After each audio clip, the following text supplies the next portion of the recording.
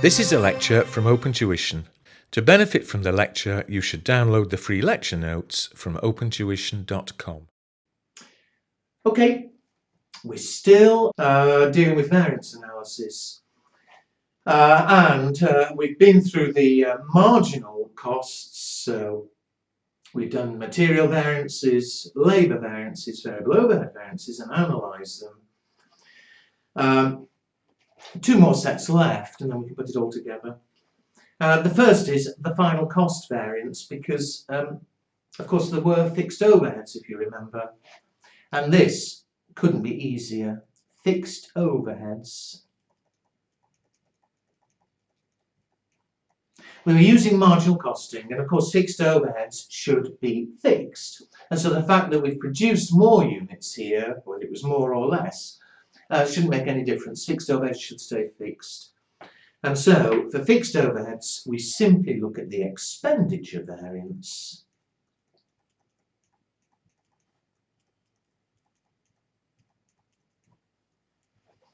And the expenditure variance couldn't be easier, the most logical one of all.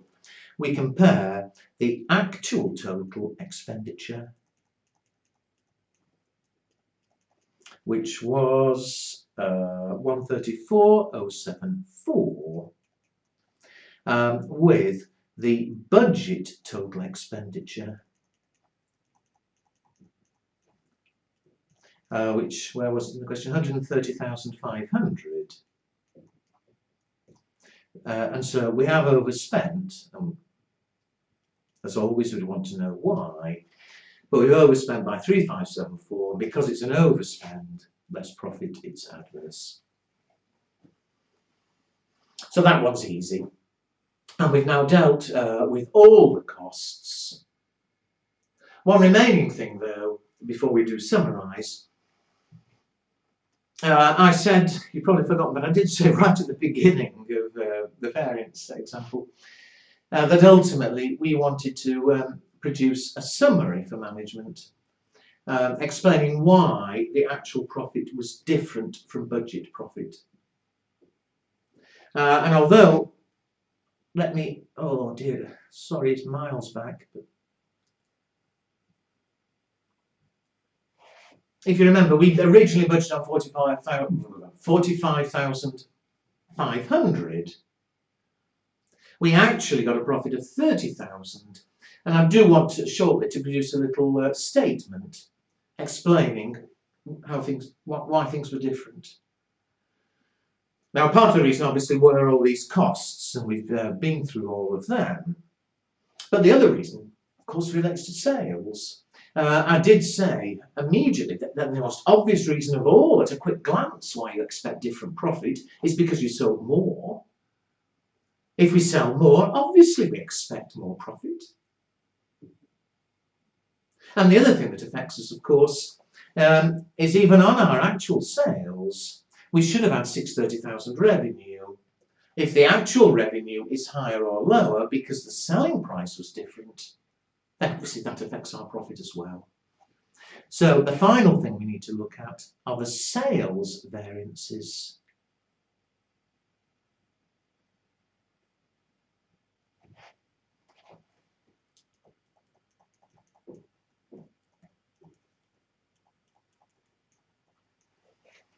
And let's look at those two reasons separately. I said the first reason, well, it doesn't matter which you go first, but I said perhaps the most obvious reason for expecting different from original budget is because we sold more. We call this the sales volume variance.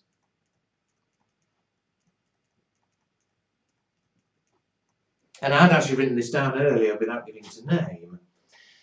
But the sales volume variance, we check to see, did we sell more or less? We compare our actual sales, which in units were how many? 8,400. With our budget sales. The original budget, we were budgeting on selling 8,000. So we've sold 400 more units. And if that's the only thing that changed, if everything else went perfectly, how much extra profit would that have given us? Well, remember we're doing marginal costing, and so every extra unit gives us more contribution. We cost out at standard contribution per unit, which, if you look back or look at the question we do to our heads, the standard selling price was 75, the standard marginal cost was 53, so the contribution 22 a unit. So if everything else had been perfect, that would give us extra profit of 8,800. It's favourable.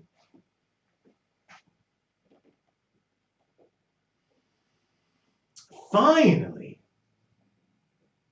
what's the other thing that could have gone wrong? The selling price. We should have been selling units at a standard price of $75. If we sell at a higher or lower price, pretty obviously we get more or less revenue and therefore more or less profit. So the last one is the sales price variance.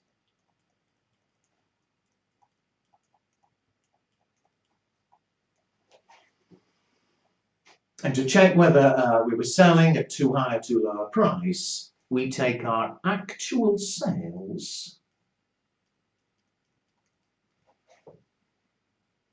We actually sold 8,400. And we compare the actual revenue, so at actual selling price. Here they haven't told us the selling price per unit, but they have told us how much we sold them for in total. 613,200. And we compare it with how much we should have sold them for. Actual sales at standard selling price.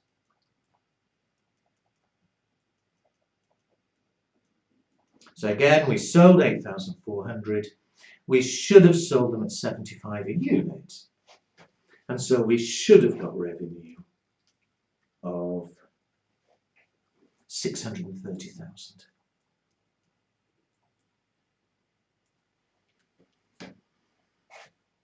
So it should have been 630. We only got 613. We've obviously sold at a lower price. So how much has it lost us? The revenue is 16,800 lower than it should have been. And less revenue means less profit. It's adverse. So there we are. We've done all the variances. All that remains on this exercise is to produce something I referred to earlier. Let's produce a little statement explaining to management why the actual profit differs from the original budget profit. And so we've done all the work we need on this, but just let's put it all together. We'll produce this statement and we call it the operating statement. Now you can't be asked to prepare a full operating statement, but you are expected to know what it is. They can test that you know what this statement is. And we always start off with the original budget profit.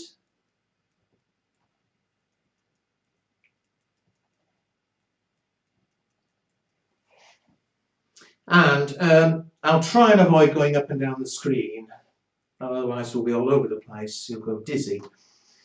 I'll try and remember that I'm looking at the question. The original budget profit, 8,000, less the fixed overhead. The original budget profit, I can't remember, I'm sorry. So I will have to go up. 45,500.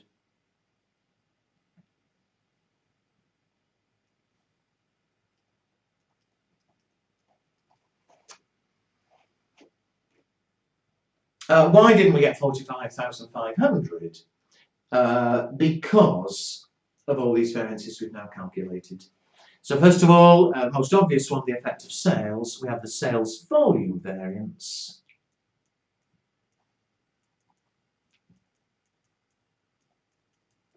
We've just calculated that, so I don't have to go back very far. Sales volume variance was 8,800 favourable. So that would have increased profit. We also had the sales price variance.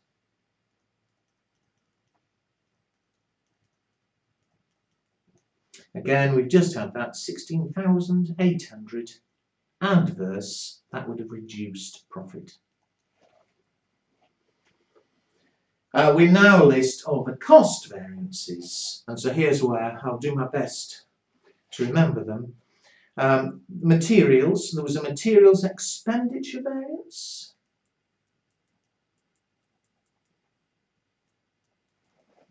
Materials, 1634. I think that was 3867 adverse. We had a materials usage variance. The usage, materials usage was 612, I think, favourable. Labour, we had a rate of pay variance. The rate of pay variance was 2485, I think, favourable. There was idle time. That's an easy one. I could do it in my head, in fact. Idle time, 1300, 6,500 adverse. And then efficiency variance,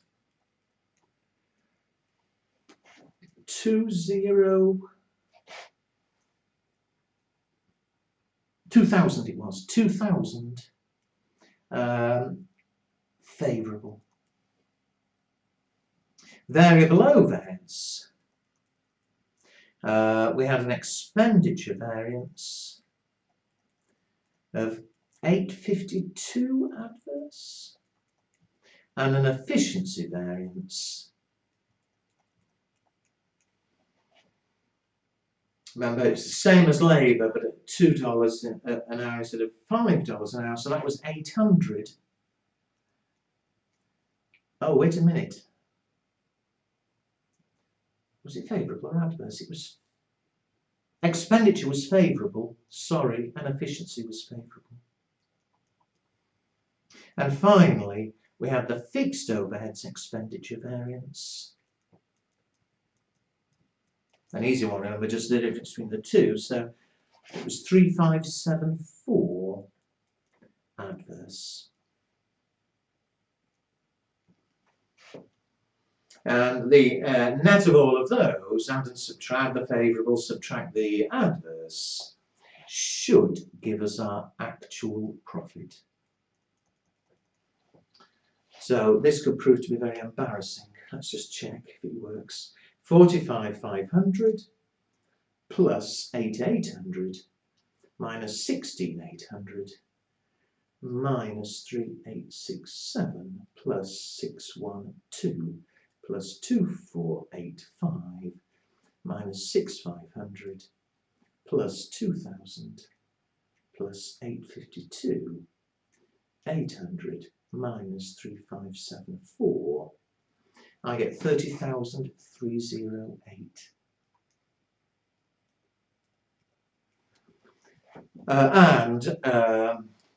Let me wind up the screen one last time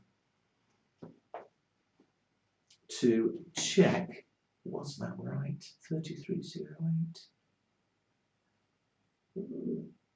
Yes, it was. Excellent. All right, now, I said a moment ago, you can be asked to produce that statement, and you certainly wouldn't be asked to work out all the variances in one question, you know, to be selective. But you are expected to know what the statement is. So I hope that's pretty obvious. It's just reconciling, explaining why actual was different from budget. And that will be presented to management. And of course, although we've done all the numbers, management would want to get explanations from the relevant people as to why things were different than budget, particularly, of course, those that were adverse. So, materials and expenditure, I said there's probably a purchasing manager will want to know, why did we spend more than the £4.50 a kilo? Well, is there anything we can do to put that right for future months? Labour, we save money, great, but we'd still want to investigate. Are we going to carry on saving money in future months? Or was this just what you might call a one-off reason? And so, they've got the statement there, but they would want explanations from the managers as to why those things had happened, why the variances had occurred. And, as I've just said, in terms of adverse ones, can we correct them? Is there anything we can do to avoid them being adverse in the future? And do make sure you are able to discuss them, because you were tested on that just as easy as you can be tested on the numbers.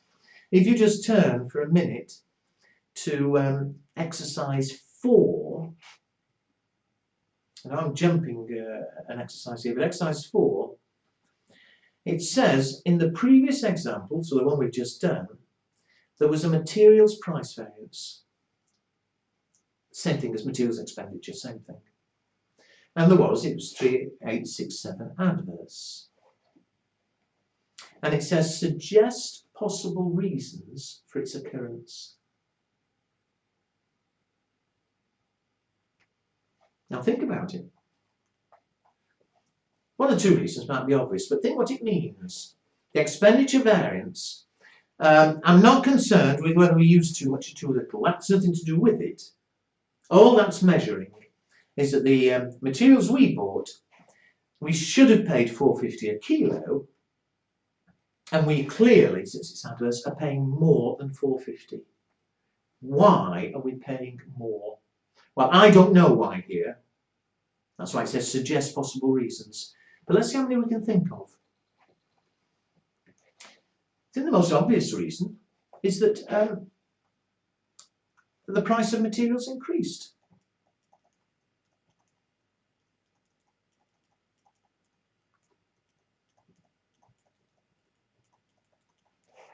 Prices go up.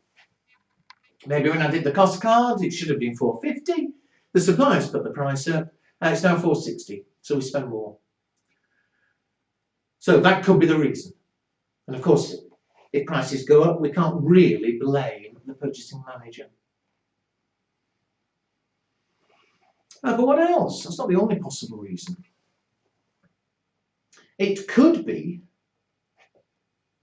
that prices haven't gone up at all, but it was what I call, to keep it short, bad buying.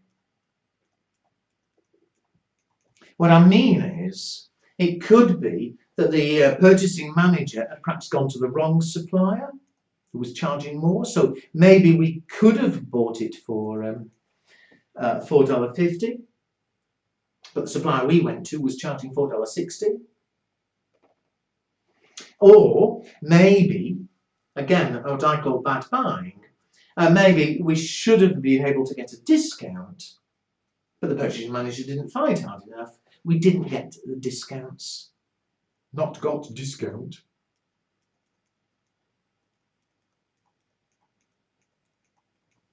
It's possible. I don't know why here. We won't know why in the exam, but it's possible. Whereas in the first case, if price goes up, there's not much we can do about it. It's not the manager's fault. In the second case, of course, there is perhaps something we can do about it. Sack the manager, or train the manager, and maybe in future months, we will go to a cheaper supplier, or we will get the discounts.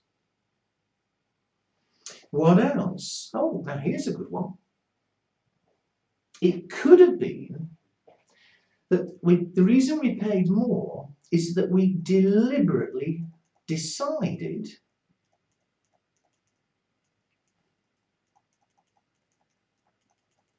to buy better material.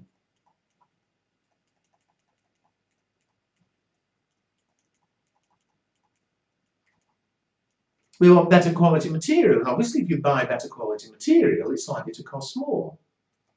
But why on earth should we decide to do that? Why get better material and pay more for it? There are two reasons you might consider it. It could be because if you've got better material, it could be then we can produce a better product.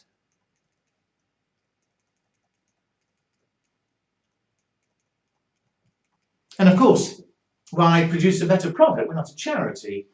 If you do produce a better product, then we can either increase the selling price,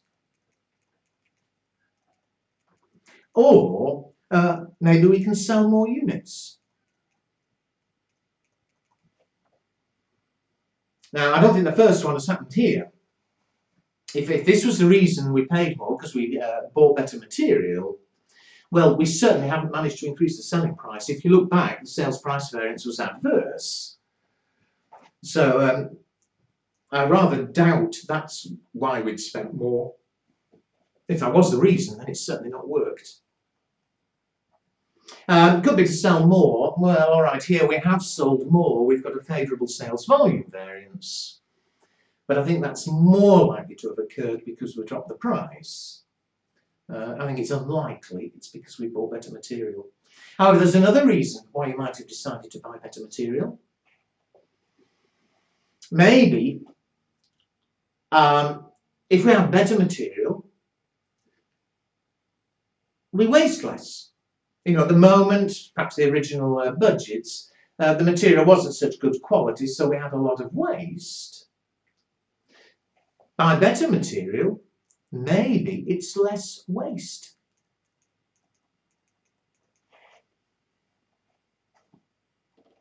And of course, if there was less waste, what would happen then? We'd have a favourable usage variance.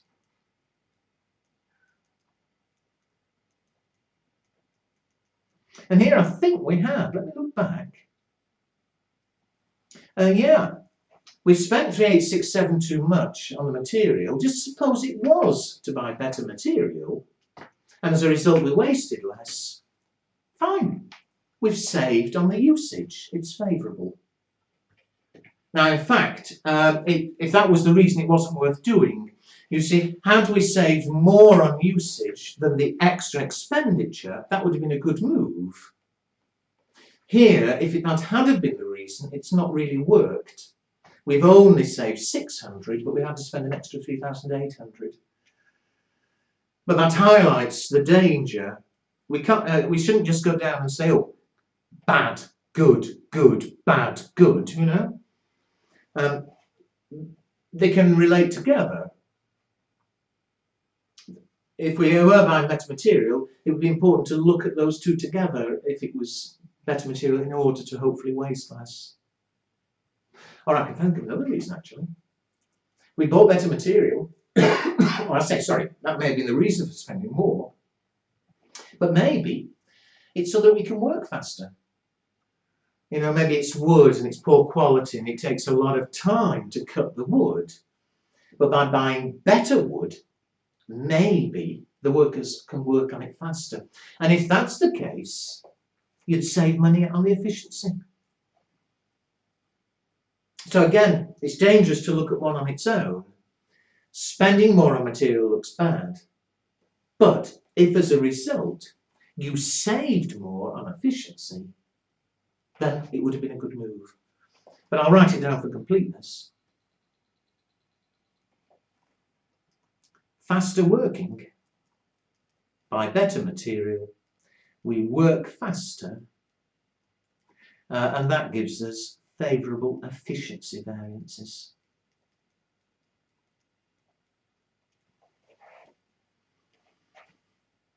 All right, just one more, which you may think is funny, but still.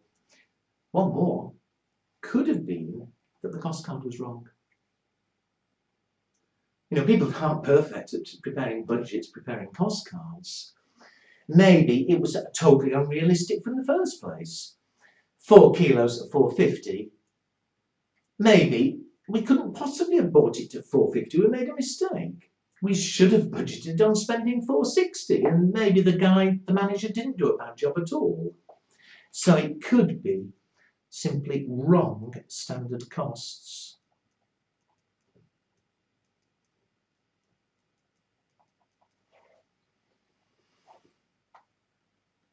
Now, if that were the case, again, we don't know the reason here. These are suggestions. But if that were the case, you can't really blame the purchasing manager for spending more unless it was him who did the original costings. But we'd better change our costings for the future. Otherwise, we're always going to be spending more. Anyway, they're only suggestions. I'm sure you could add more, although I think they all fall into one of those categories.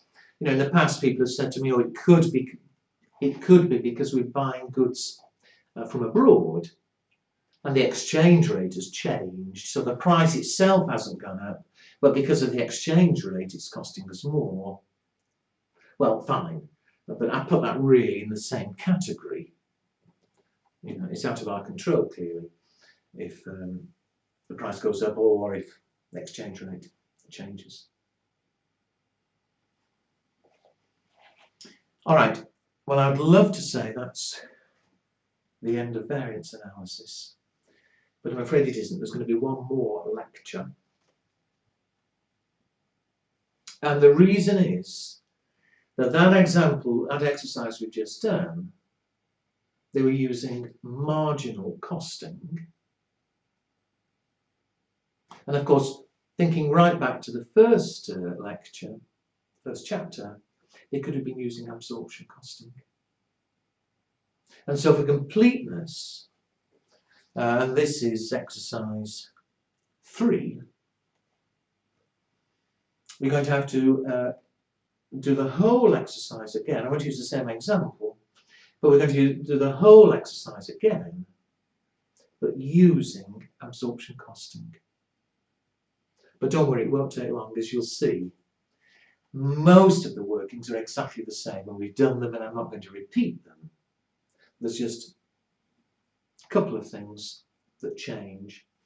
I'll explain why, and I don't think they're too hard to remember. So, leave that there, but the next lecture, same example, we'll do an operating statement, but we'll do it absorption costing.